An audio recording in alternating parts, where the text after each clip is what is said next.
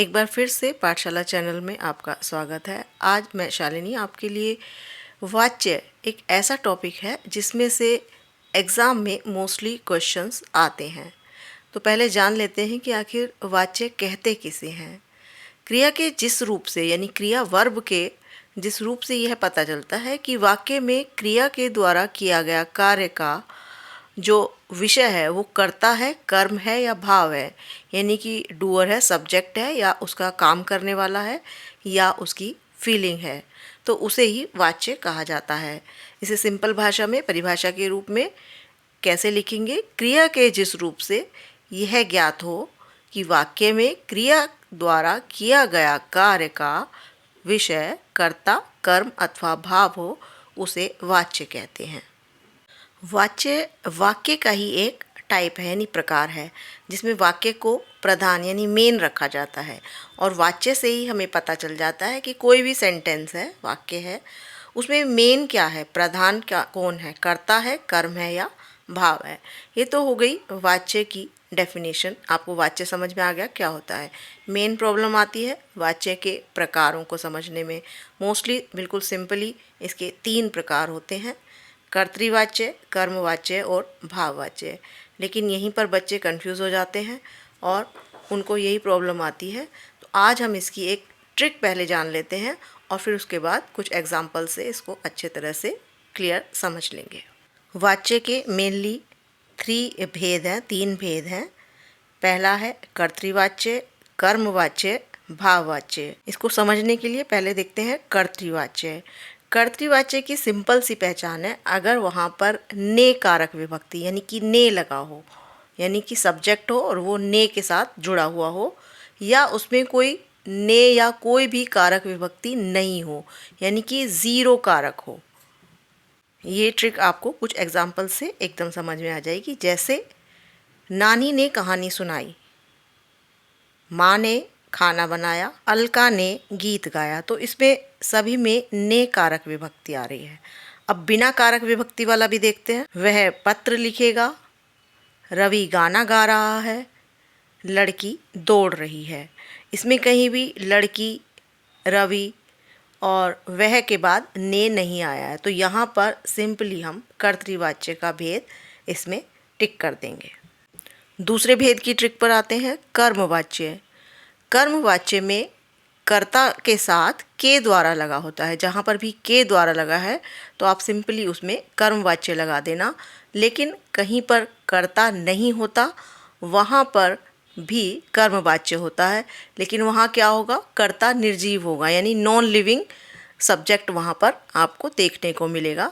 अगर non living है तो आप सिंपली उसको कर्मवाच्य बना देंगे। एग्जाम्पल के साथ समझते हैं। मजदूर के द्वारा बोझ उठाया गया।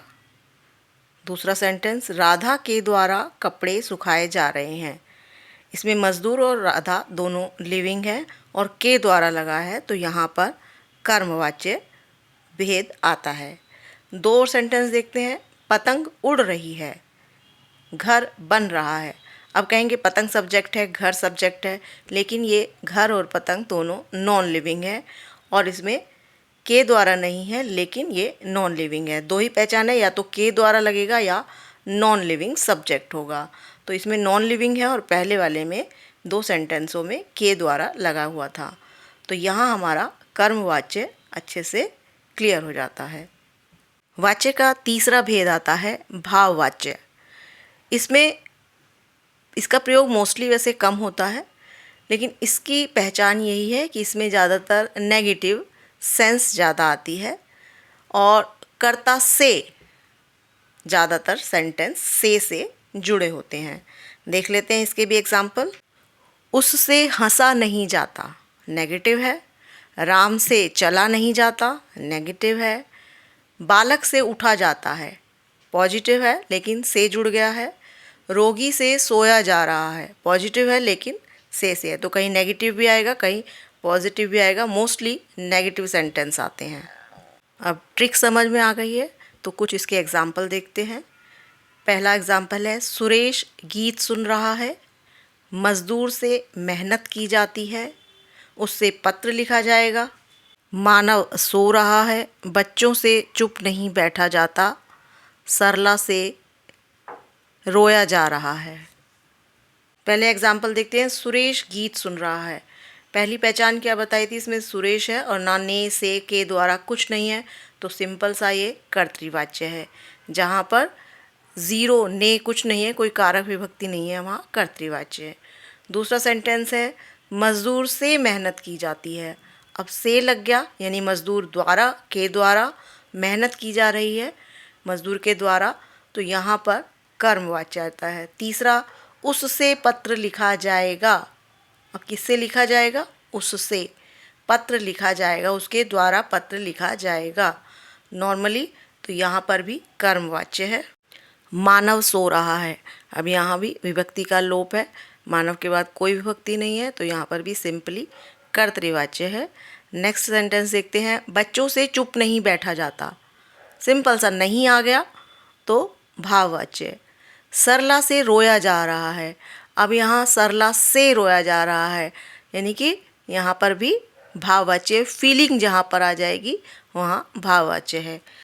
आई होप कि आपको वाच्य बहुत अच्छे से आ गए होंगे। किसी को भी अगर इसमें कोई डाउट है तो कमेंट में ज़रूर। तो ऐसी ही एक इंटरेस्टिंग सी क्लास के साथ फिर मिलते हैं। चैनल को अगर सब्सक्राइब नहीं किया है तो कर लीजिए, ताकि जल्दी से आपको मेरी वीडियो का नोटिफिकेशन मिल जाए। अगर वीडियो पसंद आई है तो कमेंट बॉक्स में ज़रूर लिखें। एक नई वीडियो के साथ आपसे फिर मिलते हैं।